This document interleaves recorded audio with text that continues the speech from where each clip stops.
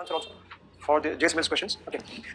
Now we had started Indian political thought, and we discussed about the sources of Indian political thought. We had discussed about the debate regarding Indian political thought. Okay. Now today we will begin with, if I say first, I will be examining. So today first we'll be discussing is the concept of dharma and danda. The concept of dharma and concept of danda. Second, we'll be discussing what are dharma shastras and artha shastra. Dharma shastra and artha shastra. And third, I'll be discussing is the most prominent dharma shastra, that is Manusmriti. So in Manusmriti, I'll be discussing the concept of dharma in Manusmriti. Manusmriti, the concept of dharma in Manusmriti, as well as I'll be discussing political ideas in Manusmriti. And fourth, I'll be discussing is Dharma Shastra and Artha Shastra, dharma and political ideas. And fourth, I'll be discussing is Kautilya's Artha Shastra. And Artha Shastra, where I'll be discussing at least today's Saptang theory.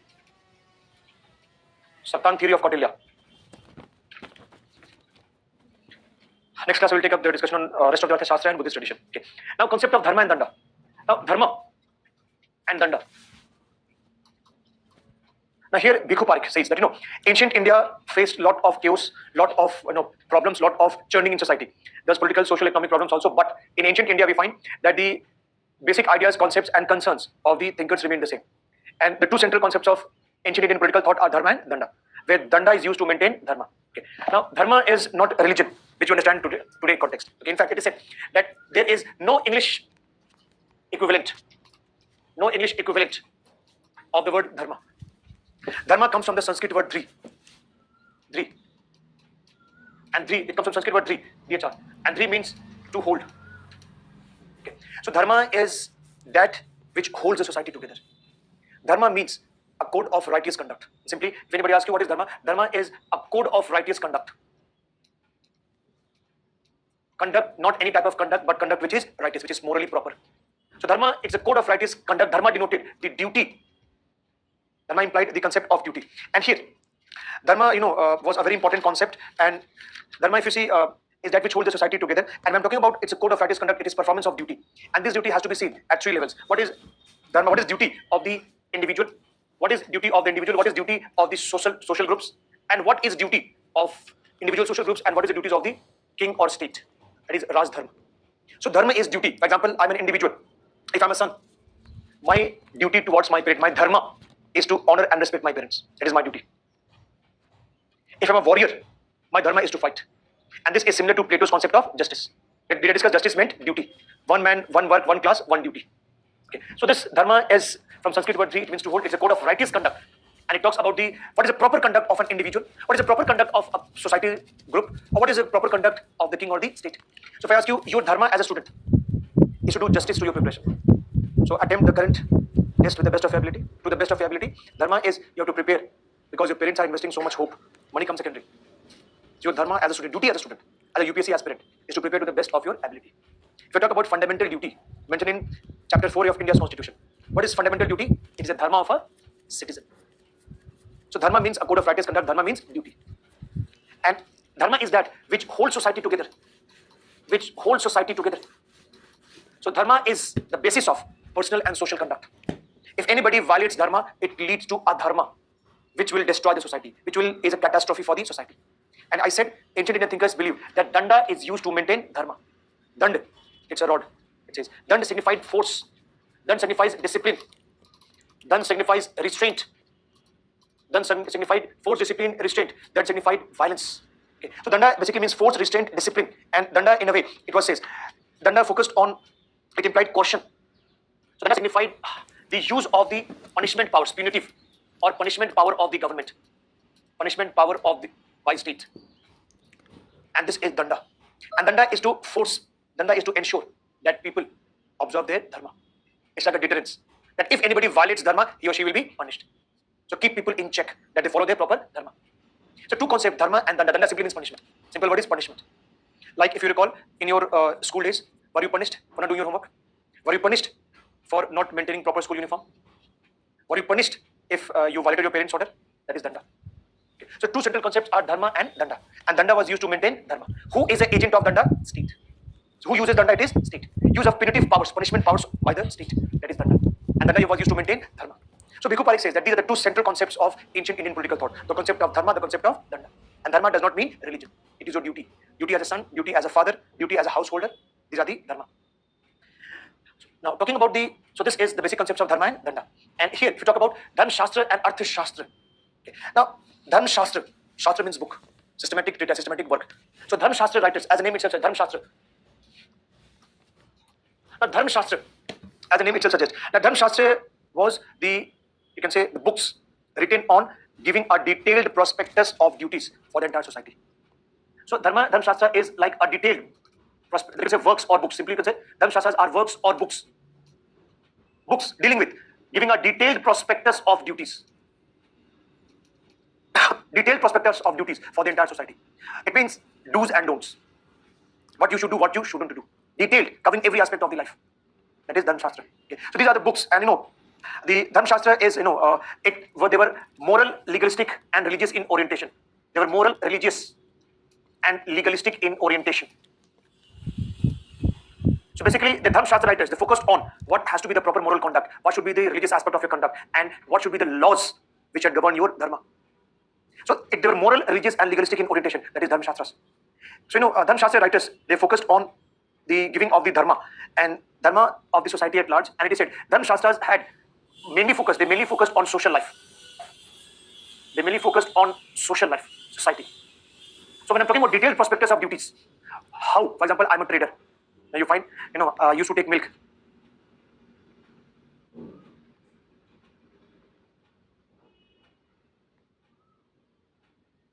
About detailed prospectus of duties. How, for example, I'm a trader. Now you find, used to take milk from the local milkman. He used to mix water into milk or milk into water, whatever you say. So it means as a trader, he was charging me full money, but he was not fulfilling his dharma, giving the customer proper, authentic product. Do not give spurious or adulterated product. If you want to earn wealth by trade, earn it in fair means. What is your duty? And if you are a student, what is your duty as a student? Respect the teachers, respect your parents, devote your time in pursuit of knowledge and not in worldly pleasures. That is dharma. So dharma of the individual, dharma of the social group, dharma of the state also. The dharma of the state is called as Raj Dharma. What is the main dharma of the state? What Hobbes will say? Protection and preservation. What Machiavelli will say? Protection of the life and property of the people, promotion of the national interest, preservation of the state. That is a duty. So basically they were moral and legalistic in orientation. They were, dharma shastra writers were like lawgivers. And the most important dharma shastra is Manu Smriti. So Manu Smriti, where Manu gave laws, many of the laws still govern the Hindu way of life. So dharma shastras were books dealing with dharma. They gave a detailed prospectus of duties. So what was to be dharma of the entire society? And they mainly focused on social life and political life. Political life was minor focus. They were peripheral to them. For example, if I said this is the focus of the dharma shastra writers, in this focus, they focus largely on giving for the social life. Dharma for the social life, and political life was only marginal to their views. That is about dharma shastra. Now, artha shastra in comparison. It focused on not dharma, it focused largely on dandiniti. Dandiniti, that is the main focus of artha shastra. So dandiniti is basically, you can say, what shall be the policy of using danda, the organization and operation of danda. That is dandiniti. So niti is policy of using danda. Danda is punishment or force. So focus on dandiniti, basically the policy of using force, using danda. That is force. Artha shastra, in fact, you find artha shastra focused on focused on how it focused on structure and functions of government. It focused on how power shall be achieved, how power shall be retained, and how power shall be expanded. So artha shastra focused on dandiniti, how the government, what shall be the structure of the government. Remember, who was the government? The agent of danda. So how government is to be organized, what is the function of the government. It focused on how power is achieved, retained, and expanded. And artha shastra, as a very subject matter says, its focus was entirely political. It did not care for social, religious, or other aspects. So artha shastra is tradition. Artha shastra are the works or books, systematic treatise focused on dandiniti. Their focus was the difference between artha shastra and dharma shastra was because of the subject matter. What was the focus of dharma shastra? Focus of dharma shastra was on dharma, exploring the dharma for the entire society, and political life was only marginal to them. Focus of the artha shastra was entirely political. It was entirely political. And artha shastra focused on how government as agent of danda was to be organized, how government power was to be achieved, expanded, and retained. So here we can say the focus of the artha shastra was entirely political. it was entirely political. And unlike Dhan Shastras, which were legal, moral, religious, and legalistic in orientation, Arthashastra were secular in the orientation. Okay. Arthashastra were secular in orientation. They had nothing to do with religion. How they talked about secular in orientation? How the Arthashastra, they were realistic in orientation. The secular orientation, they were realistic in orientation. So when I'm talking about realistic, moral talks about normative, what ought to be. And when I'm talking about realistic, it is what is. They were religious angle. Here they had secular orientation, nothing to do with religion. So it is said here, the Arthashastra writers were basically, they examined political life from the perspective of Dhandra. Their focus was entirely political. That they focused on the structure and function of the government. Hence, their orientation was secular and realistic. In fact, Arthashastra tradition focuses on autonomy of politics. So it focuses on autonomy of politics. What is the meaning of autonomy? Have I discussed this while teaching you Machiavelli? What is autonomy? Examining political life without any religious or moral consideration. Politics is real. It has to be evaluated on the basis of political criteria only, and not on the basis of any universal moral criteria. Why Gramsci was called as modern Machiavelli? Because he talked about autonomy of politics from economy. Why Machiavelli was famous? Because he talked about autonomy of politics from theology or from ethics. It means the world of politics is real. You do not need, it does not need any theological justification or philosophical explanation. We have discussed. So how political life, its focus was political life, entirely political. It sought to examine political life from the lens of Dhandra and said politics has to be judged by its own criteria and not by the criteria of any universal moral principles. That is the reason why I talked about autonomy of politics. So Dhan Shastra, keep in mind that here, while focus of the Dhan Shastra was on social life, political dharma was only marginal. The focus of the Arthashastra was entirely political. And they were secular and realistic. Realistic means what is to be done rather than what ought to be done. And that is the difference between Arthashastra and Dhan Shastra. So focus of Arthashastra writers was Dandaniti, how the punishment, the agent of Danda has to be best organized. And the difference between Arthashastra and Dhan Shastra was due to their subject matter. Is it clear so far? So first you have to understand what is dharma and what is danda. And dharma is simply duty, code of righteous conduct. What is the proper conduct of the individual, of the society, as well as for the state. Danda is just force, discipline, punishment. And danda was used to maintain dharma. Who was agent of danda? State. So Arthashastra books focused on state as agent of danda.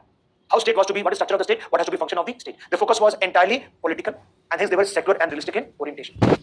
They focused on how the power has to be achieved, retained, and expanded. They talked about autonomy of politics.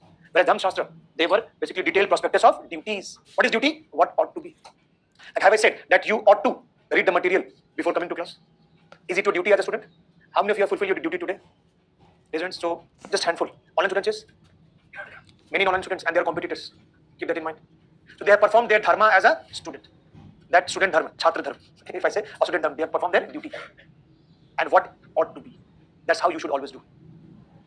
Secular, they Dhan Shastra writers, they gave down, they were lawgivers. The laws which govern our conduct. It was given by Dhan Shastra writers. Manusmriti is one such law book.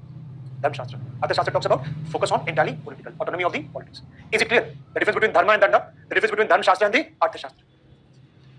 Now, though these traditions were different, they were Bhikkhu Parikh says, now Mr. Parikh says that they were complementary in the sense that the Dhan Shastra recognize, the Dhan Shastras, they recognize the necessity of force. They recognize that, yes, if you want to maintain order in society, if you want to ensure stability in society, harmony in society, what is needed is force is required. What is force? Danda. So they recognize the importance of each other. Dhan Shastra books recognize the necessity of force. And Dhan Shastra, they recognized that, they said that in certain circumstances, we can disregard moral principles. We can disregard moral principles in certain circumstances. So there can be departure from moral principles in certain situations, certain circumstances. So here they acknowledge the importance of the Arthashastra tradition.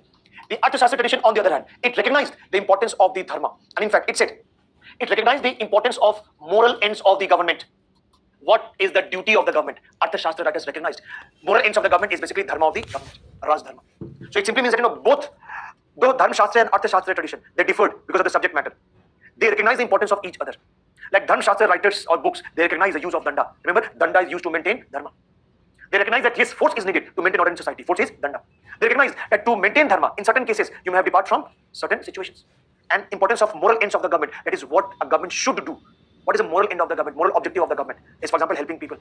So Arthashastra tradition or Arthashastra writers also recognize the importance of what should be the dharma of the state. Simply speaking, both traditions recognize the importance of each other.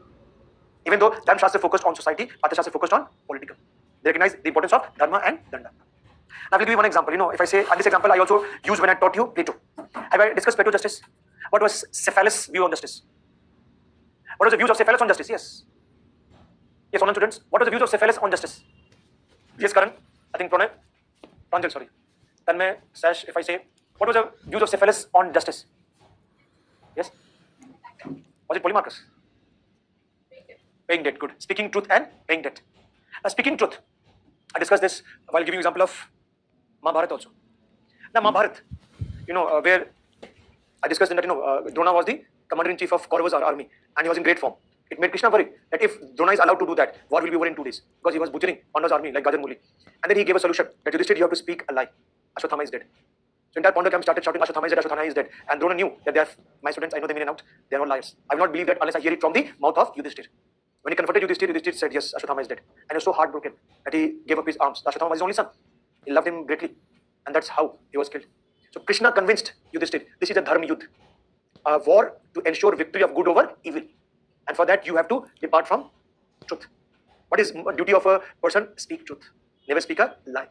That can be, departure can be done. So here you have to understand that the Dharma Shastra and Artha Shastra tradition, they recognize the importance of each other. And that is why Bhikkhu Parikh says, Dharma and Danda are the two central concepts of ancient Indian political thought. Is it clear? This is what is Dharma, this is Danda. Yes, any question so far?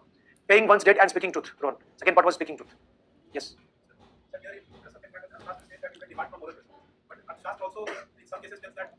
Artha Shastra is amoral. I'm not bothered about what is moral, what is immoral. As long as it helps me achieve my end. Mean justifying the end. Or end justifying the means. End justifying the means in that way. That is respect, acknowledgement. This is simply acknowledgement of the importance of the other tradition.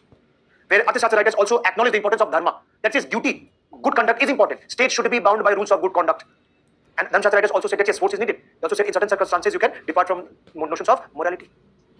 So this is dharma and danda. Have you departed from morality? Yes. If I ask you, did I discuss trial of Eichmann? I invoked conscience. So has your conscience ever pricked you? Yes, tell me. If you have spoken a lie, if you have done a bad thing, has it pricked you? No, conscience pricks you. Eichmann had lost his capacity. That is, it has no conscience. And his conscience could not, when there is no conscience, it cannot prick you. So if your conscience has pricked you, it means you were aware that you did not do the right thing, which ought to be your dharma. So what is dharma? Dharma is nothing. Dharma is code of righteous conduct. What is your duty? That is there. So duty at all the 3 levels. This is about the concept of dharma as well as danda. So I discussed concept of dharma, concept of danda. I discussed Dharma Shastra as well as Artha Shastra. Now I'm going to take up a discussion on the 2 representative books of these tradition. First is Manusmriti of the Dharma Shastra tradition, and second is Artha Shastra, Kautilya's Artha Shastra of the Artha Shastra tradition. And at the beginning I want to tell you that Manusmriti was said to have composed after Kautilya's Artha Shastra. Okay. Can I get the question bank? Okay. Write this question. We'll talk about Mains 2013, question 3B. Now Mains 2013, question 3B, it says, examine the significance of dharma in ancient Indian political thought. It says, examine the significance of dharma. Examine the significance of dharma in ancient political thought. Okay. Now to understand the significance of dharma in ancient political thought, we have to focus on Manusmriti's ideas, where we have to discuss dharma as far as social life is concerned and dharma as far as political ideas are concerned. Now here if you find the Manusmriti,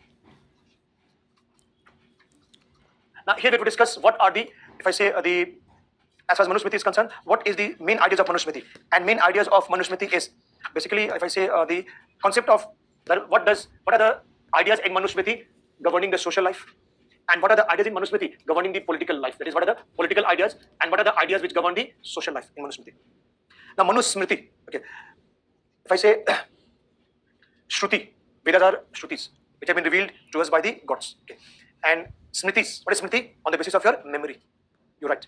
Okay. So here it is said that Manusmriti. Now Manu was considered as the first lawgiver. First lawgiver in Hindu mythology, Manu is considered as the first lawgiver. He was also considered as the first king. First lawgiver and the first king.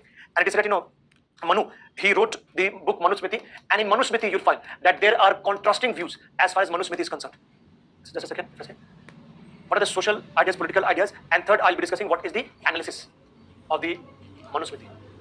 Okay. Now Manusmriti, if you find, he was considered as a first lawgiver, first king, and there are contrasting ideas as far as Manusmriti is concerned. For example, J.D.M. Derrick, a Western scholar, he says that this book Manusmriti is India's finest work on jurisprudence.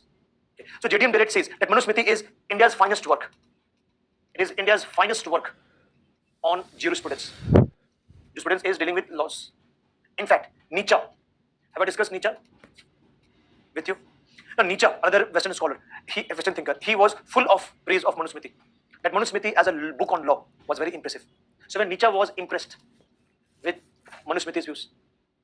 On the other hand, Dr. Ambedkar, he criticized Manusmriti. In fact, he had burnt Manusmriti.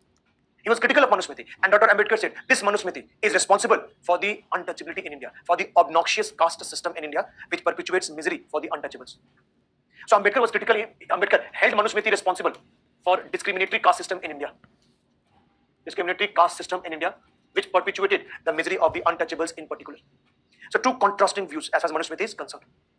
Let us first see the social life. What ideas were given in Manusmriti regarding social life? So if we talk about ideas in Manusmriti regarding social life, the social life, Manusmriti said, Manusmriti said that entire world is a manifestation of the supreme reality, which is Brahma. And he says that world has Manusmriti talks about that world has moved from one stage to another. So he says entire world is first an expression. Manifestation means expression of the supreme cosmic reality, that is Brahma. And Manusmriti says that if we see history we find one thing, that there is inevitability of decline. There is inevitability of decline, that we are moving from good times to bad times, that is declining. And Hindu mythology divides the time into 4 periods. Okay. First is Satyug, Dwapar Yug, Treta Yug and Kali Yug. Okay. So it's decline. It is said Dharma was standing on 4 legs in Satyug. And with the passage of all the three legs gone, in Kali Yug, Dharma is standing on 1 leg. And 1 leg, can you sustain for long? Can you stand on 1 leg? No, you may fall. If you have played kabaddi, that you need to be very, I think professional kabaddi league is going to start. So here it is an inevitability of decline, where Manusmriti says this decline is from Satyug to Dwapar Yug. This Dwapar Yug comes first. Treta Yug, Ram was in Treta Yug. Satyug to Treta Yug, then was in Dwapar Yug, and then it was Kali Yug. So here there is a progressive decline in these phases, decline of Dharma. And in Kali Yug, the Dharma was standing on 1 leg, like the 4 legs of a chair. This chair doesn't have leg. Okay, your chair has 4 legs. So imagine 1 leg being removed with each passing phase. Okay. And here Manusmriti says that you can have Satyug, the best Yug, even in Kali Yug. It all depends on character and behavior of the ruler.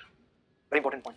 So even in Kali Yug, you may have the proper order in Kali Yug. It is all dependent on the character and the behavior of the rulers. So if a ruler is good, he can ensure Satyug even in Kali Yug. So how there be proper order in society? It was dependent upon the character and behavior of the ruler. It all depended on the character and behavior of ruler. That's what Manusmriti talks about. Now Manusmriti talks about Dharma. As I said, this Dharma, Manusmriti says, is derived from Sanskrit word Dri.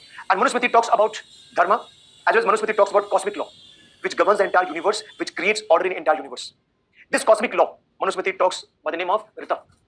That is cosmic law. And this cosmic law is responsible for order in universe. Now order in universe, for example, the sun rises in the east and sets in the west. Today we have moved into the winter season. And then there will be cycles of season. Is there solar eclipse, lunar eclipse? Does all revolves around the sun? Is there Milky Way is one of the galaxies? Okay. So entire universe is governed by the cosmic law. It is this cosmic law which brings order in the universe. Universe is an ordered whole, very systematic. And this order in universe can be replicated in society by Dharma. So how Dharma can ensure order in society? This Dharma has to conform to the cosmic law. That is Rita. The way cosmic law brings order in the universe, Dharma, if it conforms to Rita, it can bring order in the society. And this Dharma, Manusmriti says, this Dharma is the basis of, the personal and the social conduct. Okay. So here we find that Manusmriti talks about the notion of Dharma, and this Dharma is what it says, Dharma is the basis of personal and social life, Manusmriti says. It is the basis of personal and social life. Remove Dharma, entire order will collapse. So what provides order in society? Dharma. The way which thing provides order in the universe? Rita.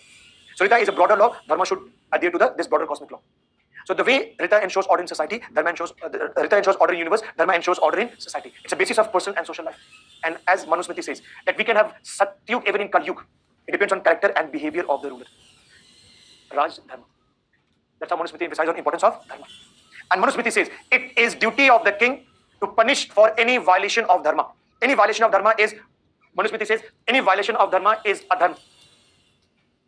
And this adharma, it leads to catastrophe in society. The way, if I tell you, in a football game, who maintains order? A referee. If referee does not maintain order, will it be free for all? Yes. Will there be complete chaos? That's what Manusmriti says. So this is Manusmriti's importance about dharma. It is the basis of social and personal life, and adharma needs to be punished, else it will lead to disorder, disaster. It's a mortal threat to the existence of society. Mortal threat means it may destroy the society. And hence it is very important that king maintains dharma in society. Punish the transgression of dharma, violation of dharma. Now, as far as Bhikkhu Parikh says, Lord Bhikkhu Parikh says that, as far as dharma is considered, there are three locations of dharma. Manusmriti talked about three locations of dharma. I've hinted in the beginning itself. Dharma of the individual, dharma of the at the level of society, and dharma of the king. What is dharma of the individual as well as social groups? The Manusmriti talks about two terms. First is purusharth, and second is varna, ashram, dharma. Now, purusharth is basically the four goals of human life.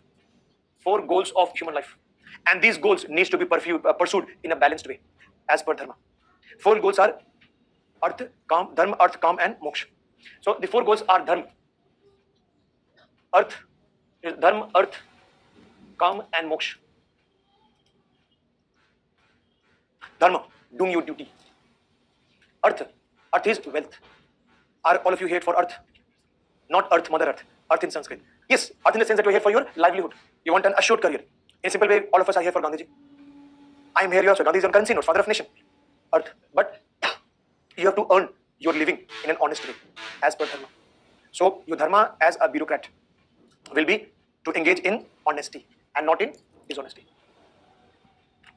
Not having money through corrupt means. Artha. Kam is enjoyment of sensual pleasures. And sensual pleasures may be ascetic pleasure, it may be physical pleasures also. So ascetic pleasure. Do you get pleasure when you hear music? When you read a book? When you see a painting? When you see a beautiful scenery? Or when you see a beautiful face? That is. And how sensual pleasures need to be enjoyed in a proper way. And then is moksha. And moksha is freedom from the cycle of birth and rebirth. Hindu philosophy believes in Hindu mythology, and many also believe in cycles of birth. As per Hindu mythology, you have got human lives. It's the highest life. And that too, you must have done some good deeds. So here experts say there's a close relation between karma and dharma.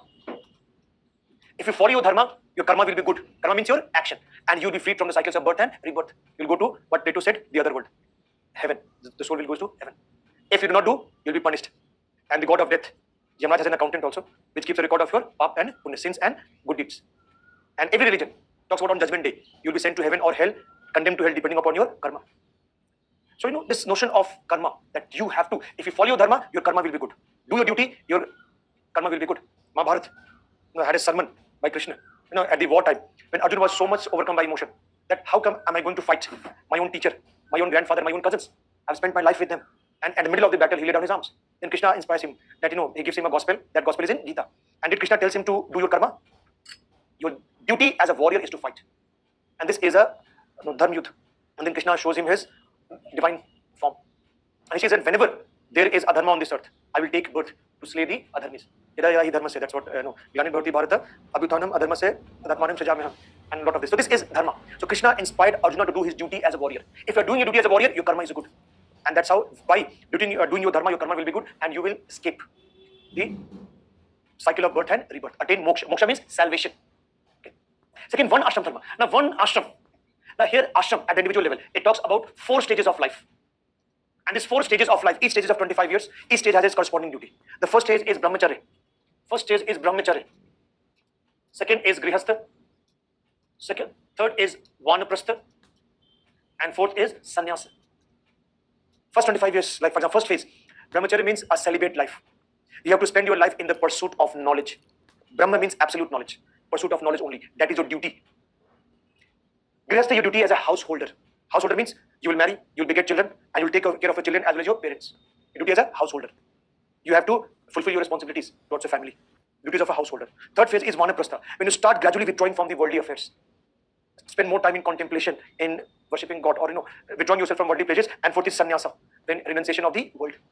That and all these 4 stages have a duty which individual has to follow. Right now, all of you are in brahmacharya phase. I'm in grihastha phase. At the same time, as per I will have to go to vanaprastha, withdraw myself from worldly pleasures, and last is sannyasa. So that is, one of India's emperor, Chandragupta Maurya. He converted to Jainism, and he left his kingdom. He took a sannyasa. Okay. In Karnataka, Shravan Belgola, I think that is a very important Jain center. Sannyasa, renunciation of the world.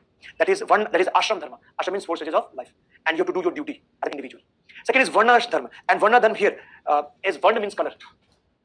Varna is a Sanskrit term which means color. And there is a hymn in Rig Veda, Purusharth Shukt. It talks about origin of the Sukta I'm forgetting. Rig Veda, one of the passages in Rig Veda, it talks about origin of the 4 classes from the body of the divine person. And these 4 classes, similar to what we have discussed, Plato's 3 classes. Here you find first is Brahmin, and Brahmin emerges from the mouth of the divine person. Second is Kshatriya, and Kshatriya emerges from the arms. I think it is, Kshatriya emerges from the, just let me confirm. Yeah, Kshatriya emerges from the arms of the divine person. Vaishyas, they emerge from the thigh of the divine person. And fourth is Shudras, and Shudras emerge from the feet of the divine person. Okay, so Brahmin, Kshatriyas, Vaishyas, and Shudras. Now, this division, 4-fold division of society, was based on functional specialization. It was not rigid, there was mobility. Okay. So this was division based on functional specialization. Depending upon your qualities, it was there. And Manusmriti talks about, in that 4-fold hierarchy, the first position is given to Brahmins. Now, why highest in the hierarchy, top in the hierarchy, is occupied by Brahmins? This is because of the belief of Manusmriti. Remember, I said entire world is a manifestation of the supreme cosmic reality, Brahma. And this knowledge of the ultimate reality individual can have. So a person who has acquired that knowledge, like what is Plato's knowledge, idea of good. So a person who has acquired that knowledge should be the most respected person, the top in the hierarchy, Brahman. It means somebody who has the knowledge of Brahman. And here, Manu prescribed a strict code of conduct. Manu prescribed a strict code of conduct for these Brahmins. Manu said the Brahmins have to spend their life in contemplation. The Brahmins have to spend their life in pursuit of knowledge. The Brahmins have to be ever concerned about welfare of others. The Brahmin have to do yoga and penance. A strict code of conduct, dharma for the Brahmins. And if Brahmin was not pursuing that code of conduct, that Brahmin was to be relegated to the status of Shudras. So anybody could become the top occupier depending upon his knowledge. It was not rigid, it was based on worth and not on birth. Okay. So here, the strict code of conduct was there for the Brahmins. Second were the Kshatriyas, third were the Vaishyas. Kshatriyas were like warrior class of Plato. And Vaishyas are the trading class, producer class, similar to producer class of Plato. And Shudras were like slaves, 4-fold Varna. Okay. Now here, V.R. Mehta. And here we find that Professor V.R. Mehta says, Shudras were not like slaves as such, but their duty was to serve the upper 3 Varnas. And here, Professor V.R. Mehta says that one problem of Manusmriti is now, remember, it was not based on birth, it was based on what? So as a Brahmin, you have to abide by this code of conduct. Code of conduct, is it about dharma of the Brahmin? Yes. What is dharma? Dharma is a code of righteous conduct. So if a Brahmin engages in worldly pleasures, if a Brahmin works for his selfish interest, if a Brahmin does not control his senses and desires, he is not fit to be a Brahmin, he will be reduced to that of a Shudra. Now V.R. Mehta says, this is a problem, there is a problem in Manusmriti. What is the problem in Manusmriti? That though Manusmriti talks about Brahmin occupying the high position, nowhere does Manusmriti prescribes the procedure, how to select the Brahmins, how to relegate them to the status of a Shudra if they do not perform their procedure. Have we discussed about Plato? Does Plato's education system provides a scheme for selection of the philosopher ruler? Which 3 classes? Who will fall in which 3 class? Did Plato provide an elaborate scheme of education in that? Yes. And here that is what is precisely missing in Manusmriti. So here Professor V.R. Mehta says that this procedure is nowhere prescribed. This procedure is nowhere prescribed, and it is because of this that this Varna system degenerated into rigid caste system, which was based on birth. So when I am born in a Brahmin, Varna, I will always be a Brahmin. Manusmriti says this was not to be the case. And it degenerated into the reprehensible caste system. And this caste system was how it led to discrimination of the Brahmins, the discrimination against the Shudras. And the 5th Varna were the untouchables. 5th Varna were the untouchables. Beyond the 4-fold Varna system. What Periyar says, Pancham Varna. And they suffered from the curse of untouchability. So how it became the most reprehensible, most obnoxious system of discrimination. When I teach you Ambedkar criticizes this Varna system, which degenerated into caste system. Ambedkar says, this is not only division of labor, it is unnatural division of labors. Because this division is not based on worth, it is based on birth. And it is rigid. Once you are born in a particular caste, even today, you cannot change your caste. And caste has proliferated all religions of India. Is there a demand to give reservation to Dalit Christians? Government has formed a committee. In Sikhism also, there is Madhabi Sikhs, for example. They are Dalit Sikhs. Muslims, Pasmanda Muslims, they are to be the lower category Muslims. A person who is born as a Sheikh or Sayyids, they will not be marrying into Pasmandas. Caste system has proliferated, and caste is a reality of India, which we will be discussing when I teach you Indian government and politics. So one of the reasons why this becomes rigid was V.R. Mehta says the procedure for selection and downgrading of the Brahmins was not given in Manusmriti. And Manusmriti also talks about now, here again V.R. Mehta, he says, Manusmriti we find there are contradictory views. In Manusmriti we find that there are contradictory views related to women. How there are contradictory views related to women? Now, contradictory means 2 completely different views. In one of the passages, Manusmriti says, where women are not respected, gods do not reside in that household. One of the passages in Manusmriti says, Yatra naryantu pujyaste tatra ramyante devata. That in a household where women are respected, gods reside only in that household. And if women are not respected, gods exit, bringing misery, misfortune to the householder. First. Second, contrasting view, completely different view, is where women is reduced as no, she is greatly dependent on her male relatives, on her father, on her husband, on her son. She is in every state of dependence. Women are also denied the right to wear sacred thread. Right to wear sacred thread is upnayan. This is called as in upnayan. The right to wear sacred thread, upnayan sanskar. In many castes in India, this is still there. It is at the time of the marriage or when the child achieves a certain age. Women are denied. No woman is allowed to wear this janu, sacred thread. Okay, and this is how VR Mehta says. We find in Manusmriti a clear shift from complementarity of the early Vedic period to the dependence of women. And this low status of women, VR Mehta says, is one of the reasons for the decline of the ancient Indian civilization. If you want to measure the progress or growth of any civilization, many scholars say, see the position of the women in that society. So this is what VR Mehta says, that there is a shift in Manusmriti from the ideas of complementarity, that women and men complemented each other. This was in Vedic period. It says this was in Vedic period, and this complementarity is shifted to ever dependent status of women. It means women are controlled by men. They are secondary sex in a way, what feminists will say. And this decline is led to the downfall of the ancient Indian civilization. That's what Mehta says. This lowly position of women. So these are the social ideas mentioned in Manusmriti. Where I discussed about status of women, I discussed about the Varna system, I discussed about the ashram and the purusharthas, I discussed about origin of the world, I discussed about the meaning of dharma and how dharma should conform to Rita. Rita is a cosmic law which governs order in the universe. These are the social ideas mentioned in Manusmriti. Is it clear? Any questions so far? Yes?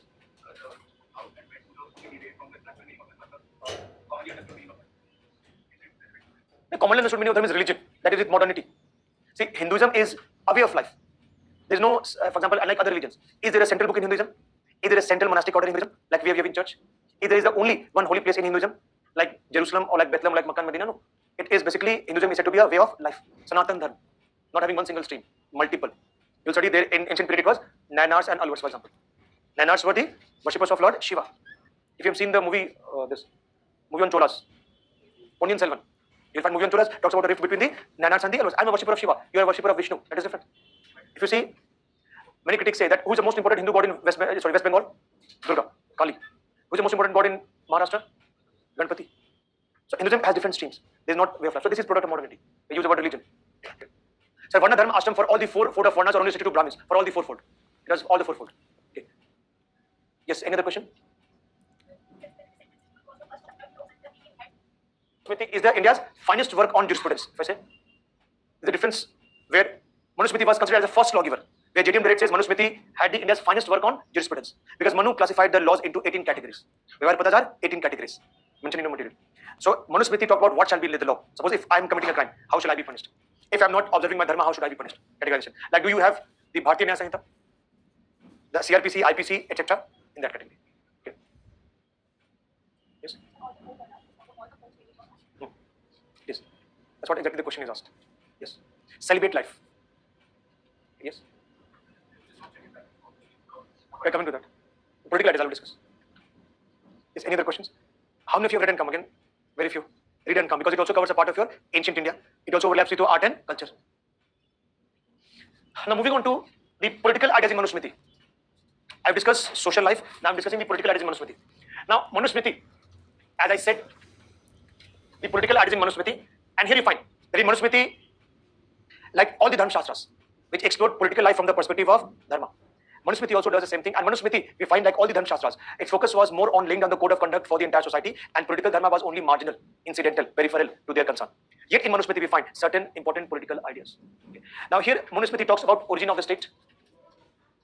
Origin of state. In Manusmriti, we find ideas related to the structure of the state. In Manusmriti, we talk about ideas of the functions of the state, and functions of the state domestically, and functions of the state in international sphere also. We find significant ideas in Manusmriti. Okay. Now, as far as origin of the state is concerned, now Manusmriti talks about the divine origin of the state. Now, this divine origin of the state, and here Manusmriti talks about the concept of Matsnyaya. Matsnyaya is similar to Hobbesian state of nature. And if you recall, if at all you are able to recall, Recall our discussion on Hobbes' state of nature. I said in Indian political thought, Hobbes' state of nature is called as Matsnyaya. What is Matsnyaya? The law in the river, where a big fish eats the small fish. Yeah. So Matsnyaya, might is right, no order is there. Now Manusmriti said that, to save people from Matsnyaya, God created the king. Brahma, God, he created the king. First king was Manu. And different gods gave him a different part of their powers to the personality of the king. So king also has divine personality. Like Lord of Fire in Hindu mythology is Indra. Lord of Wealth is Kuber. Lord of, wind is Varun. Sorry, it's Pavan. Lord of Water is Varun. So different gods give a part of their personality to the king. So king has a divine origin. King also has divine personality. But king has no divine right. King has no, this is a very important point. King has no divine right. Unlike what was there in the West. What is divine right of the king? King has got the power to rule from God, absolute. Here, who created the kingship? God. Who gave him his powers? God. But no divine right to the king. And purpose of creation of the king was to save people from Matsnyaya, to ensure law and order, to ensure that adharma is checked and punished. Now Manusmriti, when you talk about structure of the state, Manusmriti talks about sapta prakriti of the state, or 7 elements of the state. Manusmriti talks about sapta prakriti of the state. It means 7 elements of the state. And Manusmriti talks about decentralization. Manusmriti talks about decentralization. Manusmriti talks about the public opinion, role of the public opinion in state. So 3 main principles as far as structure of the state is concerned. Sapta prakriti, 7 elements of the state, and this I'll be discussing in greater detail when I teach you Kautilya. What are the 7 elements of the state in Manusmriti? Now Manusmriti talk about that state is having 7 elements. King, that is Swami. Ministers, second. Third is Janpad, that is the territory. Fourth is Durg, that is fort, if I say. 7 elements, I'll be discussing each of these in greater detail. First is King or Swami. Second is ministers and officials. Third is Durg or fort. Amatyas, they are called as. Amatyas, king is Swami. Fourth is Janpad. Janpad is territory. Durg is fort. Fifth is Dhandra. Dhandra is army. Sixth is Kosha. Kosha is treasury. And 7th is Mitra or friend. 7 elements of the state. And second, so these are 7 elements of the structure of the state. Manusmriti talks about decentralization. Now decentralization, Manusmriti said, state was to be organized in ascending circles. First is a village, then is a district, then is a province, then is the entire country. This has to be structure. So first, when you talk about decentralization, Manusmriti talks about first is village. If I say, the lowest level is that of village, second is district, third is province, and fourth is the country. And decentralization, it means these units shall have independent existence. Higher units will interfere in the task of lower units only when that unit is unable to solve the problem. So these units having their respective powers and responsibilities. They have their respective powers and responsibilities. And higher level units will interfere only when the low level units are unable to solve that problem. It's like they have their own autonomous sphere of functions and powers, own independent existence. Third, Manusmriti talks about how public opinion needs also to be factored while making a decision. Now, when I said public opinion, there shall be a body where officers, learned person, and the other important people of your territory, their views have to be listened to by king. The king is no divine right, no absolute power to the ruler. The king here says, what was dharma? Now here Bhikkhu Parikh says, now Professor Bhikkhu Parikh says, as far as dharma is concerned, there are 4 sources of dharma. Bhikkhu Parikh says, 4 sources of dharma. The 4 sources of dharma, first he says is Vedas, Smritis, Vyavharas. Vedas, Smritis. And first is Vedas, Smritis. Second source is Vyavharas. Now Vyavhara is customs and traditions. Vyavhara is simply, it is called customs and traditions. Third is Charitam. Bhikkhu Parikh says, Charitam. And this Charitam is personal character. Charitra, like what in Sanskrit word? Personal character. And fourth is royal edicts, royal orders. These are the 4 sources of dharma in ancient Indian political thought. Now, who will tell the king what is dharma? Brahmins and learned people. They will tell him what is dharma. So what is 4 sources of dharma, and who will tell the king? Who will tell king what is dharma? It is learned people, including Brahmins. And the king has no divine right, no absolute power. In fact, it is king is also bound by dharma. King is bound by dharma. King does not have absolute power. And surprisingly, Manusmriti, he gives people the right to revolt against the king if the king does not obey dharma. And he even gives people the right to kill the king. So here, Manusmriti gives people right to revolt against the king and even kill the king if the king is transgressing dharma or the king himself has become adharmis. Can I say it is like John Locke's conditional political obligation? Did John Locke give people right to revolt? Yes. Did Hobbes give people right to revolt? No. Only in one case, when self-preservation is threatened. Then you risk going back to the state of nature. Manusmriti was very categorical in saying that even the king is bound by dharma. The king is not above dharma. And what is dharma? It is not his interpretation. Dharma is what the learned people tell him. And while making his decisions, he will consult the public, he will consult learned men, he will consult his ministers also. In fact, Manusmriti was very clear that all these people who consult the king, they have to give free and frank advice to the king. It's very important. Free and frank advice has to be given to the king. Because if free and frank advice is not given, it leads to the bad policies and it spells doom for the kingdom and the people. So you should always have the courage to speak your mind. You shall not be yes man. And when boss asks you, is this policy good? Even if you find that this policy is not good, you say boss is always right. You say yes boss, it's good. No. Ministers, officials, public has to speak its mind to the king. And that is good. So here we find that here there is public opinion. And that's what V.R. Mehta says. As far as structure of the state is concerned, Sapta Prakriti, 7 elements, decentralization and taking into account the public opinion. And king has divine right, but king does not have.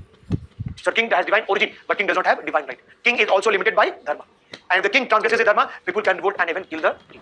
So conditional political obligation toward the state. This is as far as structure of the state is concerned. Now as far as functions of the state in domestic arena and international arena is concerned. Now here Manusmriti talks about as far as functions of the state is concerned in the domestic sphere and functions of the state in the international sphere is concerned. And here we find in Manusmriti, in the domestic sphere, Manusmriti says the first and the foremost duty of the king is to ensure observance of dharma. All people obey their dharma and to punish the adharmis, those who violate their dharma. So here it is to uphold dharma, to ensure observance of dharma and to punish for violation of dharma. This is the main job of the king. First. Second, and this is the functions of the king is what is called as the Raj Dharma, the duty of the king. Punish the wicked people, protect the virtuous. You have to ensure protection of life and property of the people. You have to ensure, and now one very important point is when you are punishing for violation, in Manusmriti, there is no talk of equality before law. What is equality before law? Irrespective of your background, you will be punished impartially depending upon the severity of your crime. Equality before law. In Manusmriti, the punishment was in proportional to the varna of the offender. For example, if the Brahmin committed a crime, for example, a crime like theft, the Brahmin has to be given a lenient punishment. If the same crime is committed by Shudra, his hand shall be chopped off. So the punishment, graded punishment, depending upon the varna of the offender. So there was no equality before law, and punishment on the basis of varna of the offender. The lower the varna, the greater was the punishment. Can I say punishment is inversely proportional to varna? Yes, ingenious. Can I say that? Punishment is inversely proportional to varna. The lower your varna, the more severe will be the punishment. There is no equality before law. And Manusmriti says the king has to use danda judiciously. Manusmriti also talks about that, among the duties of the king was the king has to carry out, one of the Raj Dharma of the king was to carry out welfare activities. And these welfare activities, the notion of welfare state in West, it emerged in the 20th century. But in ancient Indian political thought, the notion of welfare state was there since ancient times. State is there to ensure, it is called yog shem of the people. State is there, what Kotelya also says, to ensure yog shem of the people, welfare of the people. State will help people in times of distress, like famine relief, flood relief. State is there to take care of the weaker sections of society, old people, orphan, handicapped, pregnant women, etc. King has to take care of them. And state will also ensure creation of public utilities, like roads, like wells. Wells in those days were for thirsty people, building roads for transport and communication. And this is a very important aspect, which is praised by V.R. Mehta. So in ancient Indian political thought, we find ideas of decentralization, ideas of public opinion, and ideas of welfare state. King has what I will discuss in Kotelya also says, king has to take care of his people like children. The relation between subjects and the people are like father and the child. Welfare activities. King has to ensure proportionate taxation. Remember, in those days, which was the main source of revenue? Agriculture. So depending upon the fertility of the land, you have to tax that land as per the tax paying capacity. So these are to be the duty of the king as far as domestic sphere is concerned, Raj Dharma of the king. And if we talk about the international sphere, now here Manusmriti, Manu talked about, Manu, in his book Manusmriti, Manu talked about the balance of power versus imperialism. Now Manu says Kautilya supported imperialist foreign policy. Manu's focus was more on balance of power. Have you discussed balance of power? When one state becomes more powerful, other tries to limit its influence. Balance of power. So while Kautilya supported expansionist foreign policy, Manu's focus was more on balance of power. Like Kautilya, Manu also talked about the use of spies. A spy system should be developed to keep the king informed about not only what is going on in his kingdom, but also in his state, outside his state, in his family. Everything, he should be knowing everything. And depending on that knowledge, he should be making an informed choice. Kautilya talks about, like Kautilya, Manusmriti talks about six-fold diplomacy. It is called as Shad-Gun Siddhant. Six-fold diplomacy. That king should pursue the policy like Sandhi. Sandhi means treaty. King should follow six-fold diplomacy. And this six-fold diplomacy is Sandhi. Sandhi is, for example, treaty. Yan, example for war. Samashray, seeking shelter of a bigger power. Shelter of a bigger power, etc. I'll be discussing more when I teach you Kautilya. Sandhi, treaty. Yan is war. King should conduct the war only if he is confident that he can win the war. Okay. So Shad-Gun Siddhant, which was given by Kautilya. So what we find in Manusmriti and Arthashastra, common theme is use of spies. Common theme is Shad-Gun Siddhant. And purpose is to ensure the balance of power. So these are the political ideas which are given in Manusmriti, and here it is said. So political ideas I have discussed: Raj Dharma in domestic sphere, Raj Dharma in the international sphere. And this is what I have discussed: origin of state, structure of state, functions of the state in domestic and international sphere. And this way we have discussed the political ideas in Manusmriti. So despite Manusmriti being a Dharma Shastra, focusing primarily on exploring social life from the perspective of Dharma, we find significant political ideas given in Manusmriti. Now turning to analysis, and this analysis part, I've already hinted analysis part, and here you find Manusmriti has a contradictory interpretation. Now, JDM Direct says it is India's finest work on jurisprudence. Nietzsche says he was impressed by legal ideas of Manusmriti. In fact, Professor V.R. Mehta. Now, V.R. Mehta says, we find that in ancient India, the ideas of decentralization, the ideas of welfare state, and the ideas of public opinion fairly well developed. When examines Manusmriti. Decentralization, Article 40 of India's Constitution. Does it talks about empowerment of the panchayats? Yes. The active principle of India's Constitution. They talk about welfare state and public opinion. Here we find that Professor K.P. Jaiswal. Now K.P. Jaiswal, he says, I don't know why Manusmriti talked about divine origin of the king. The purpose was to target the contractual theory of state given by Buddhism and to support the Brahmin empire of Pushyamitra Sungha. Pushyamitra Sungha dynasty, I think it came after modern dynasty. So here, K.P. Jaiswal says that divine right, not divine, the divine origin of the king was given to counter the contract theory of Buddhism. Counter the contract theory which was given by Buddhism. What does contract theory of state says? Have we discussed social contract theory? What does social contract theory says? State is an artificial institution. State is a result of product of the will of the people. And Manusmriti says no, state has been created by God. King has been created by God. And the purpose was to target Buddhist contract origin of the state and to support the Brahmin empire of Pushyamitra. But Dr. Ambedkar criticized Manusmriti, and in fact, the feminists have also criticized Manusmriti for its patriarchal ideas. Where women, there are many passages in Manusmriti which gives a low status to women, which justifies women's subordination. And that becomes critical of the Manusmriti. I said in Manusmriti there was no equality before law. And this was one of the reasons why Ambedkar criticized. Not only did it justify Varna Ashram, but it also had differential punishment provisions depending upon the Varna of the offender. The Shudras given toughest punishment, and what about untouchables? That is the case. This is about analysis of the Manusmriti, where we have discussed, where I have discussed, if I say, social life of Manusmriti, ideas related to political ideas, and ideas related to analysis of Manusmriti's. Okay. So this is about the Manusmriti, and we have discussed one of the representative Dharma Shastras book, that is Manusmriti. It is the most important of all the Dharma Shastras. Is it clear? Any questions? Yes, please ask. Yes. Just a second. Others? Yes, online students. Any question? Yeah, also Yana means expedition. Because preparation for war. Make a correction. Yana means preparation for war, and Vigraha is war. Please make a correction. In short, Dharma is justice. Justice as per Plato. Dharma is a code of conduct. Dharma is a code of conduct. And justice will be given as per Dharma. Okay. So Dharma is broader than justice. Yes. Yes, others? Yes.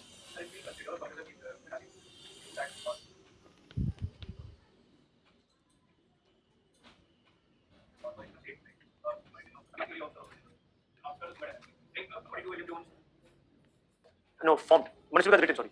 So there's a debate among scholars. Some consider it that it was from 1200 BC. William Jones says. Others say no, it's a product of the AD, after the modern period. So after the death of Christ. That is part. Interpretation. It's interpretation of the scholars. And there's no one definite view about what is the exact time period of Manusmriti. You don't have the palm leaves also that you go for the carbon dating. There's interpretation. Keeping in mind that when Manusmriti talked about these ideas, what was the level of development of state as well as society in those periods. So it is that is their interpretation. Okay. Kill the king, yes. Yes. Equality before law, yes. Dharma Shastra, see, you may be criticizing Manusmriti from your perspective, that what Ambedkar's views, that it is justified, it legitimizes the caste system, it legitimizes the system of differential punishment. But there's no denial of the fact that Manusmriti talked about 18 categories of laws. So it was indeed a work on jurisprudence, though it may have certain problems. No, because idea is drastic. When he justified slavery, it's a critique of Manusmriti in that way. Now, what is the philosophy behind punishment and caste? Now, punishment and caste, that is not caste, I use the word varna. I don't use the word caste. Varna was on the basis of the worth of the individual. And who is the most virtuous? The Brahmins. And who is in the lowest in the hierarchy? Shudras. So it was lenient punishment because Brahmins should be deserve respect. And that's what it was. Differential punishment was, if a person of Brahmin does a crime, he has to be treated in a lenient way. But if a person of lower Varna commits a crime, he has to be punished strictly. So that was on the basis of worth. And that was implicit in the social, it was implicit due to social hierarchy. The Brahmins were the number one in position. That way. Yes. Yes, that's a very good point. That one of the point in Razam is treat subjects equally. Now, equally in matters of state administration. For example, punishment. It means we cannot leave anybody unpunished. If anybody has committed crime, adharma, he has to be punished. The extent of punishment will be different. If you are going for, if anybody has committed crime, adharma, he has to be punished. The extent of punishment will be different. If you are going for the welfare activities, you have to treat all the citizens equally. Taxation. Was there equality in taxation? Was there equality in taxation? It was proportional taxation, depending upon the fertility of land.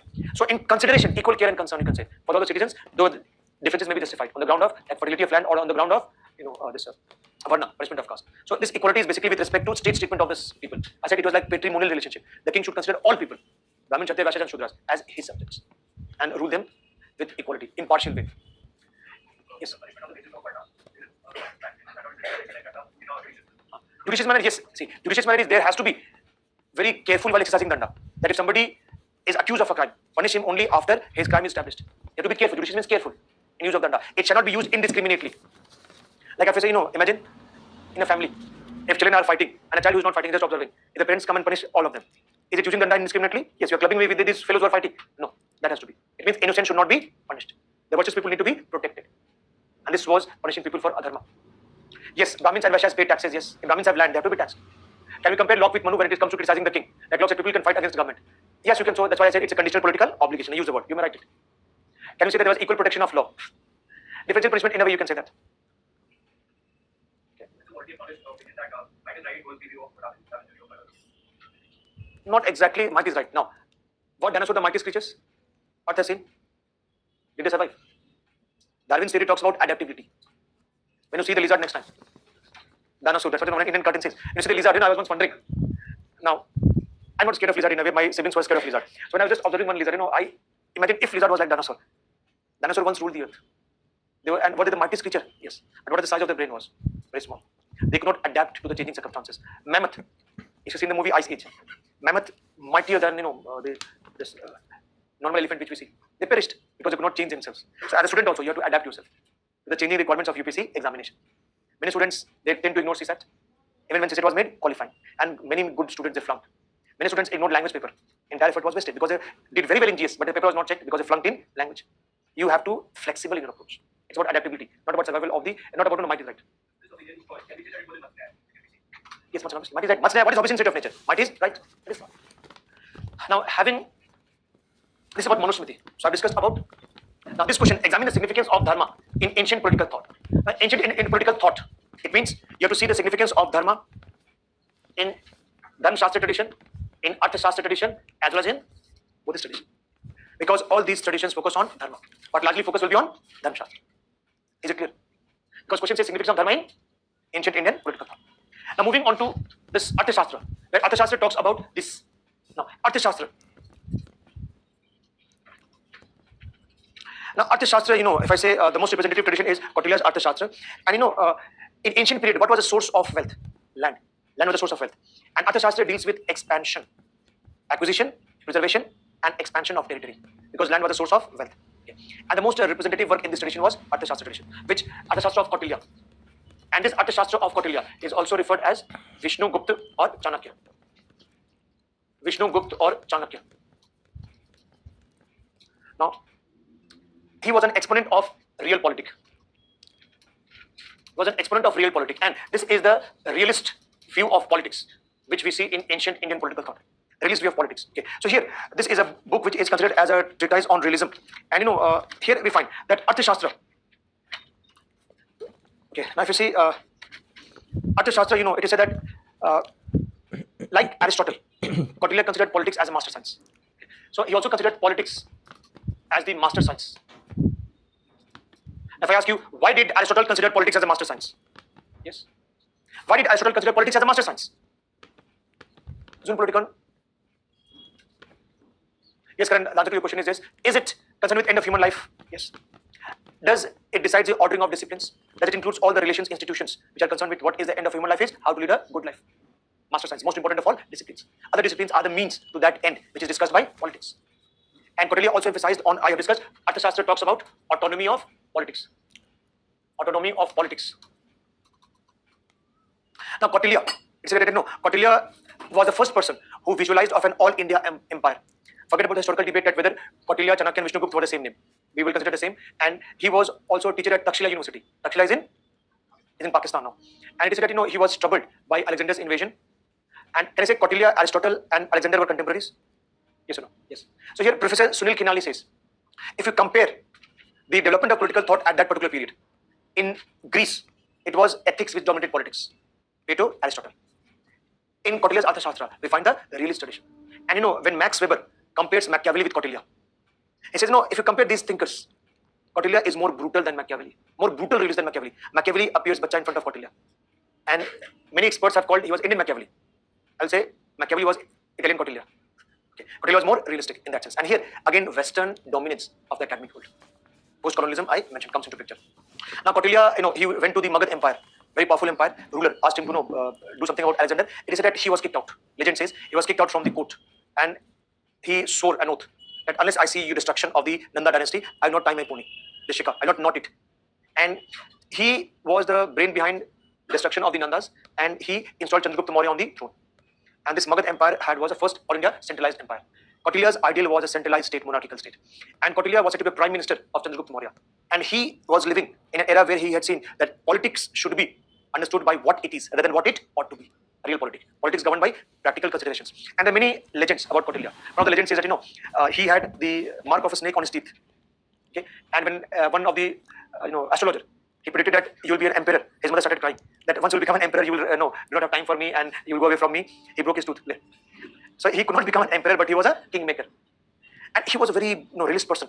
In fact, like Machiavelli, he examined corruption, and he said that a fish swimming in the water, it is impossible to tell whether she drank water or not. It is impossible to end corruption. Officers, they also swim in state treasury. So it is impossible. Now, what is corruption? Misuse of public office for personal ends. So even if you are vesting this water from public money, only 2 bottles was required, you got 7 bottles. That is corruption. And Kautilya said that if the bird is flying, you can predict the path of the bird, but you cannot predict how your officers will behave. It said there are 40 ways of corruption.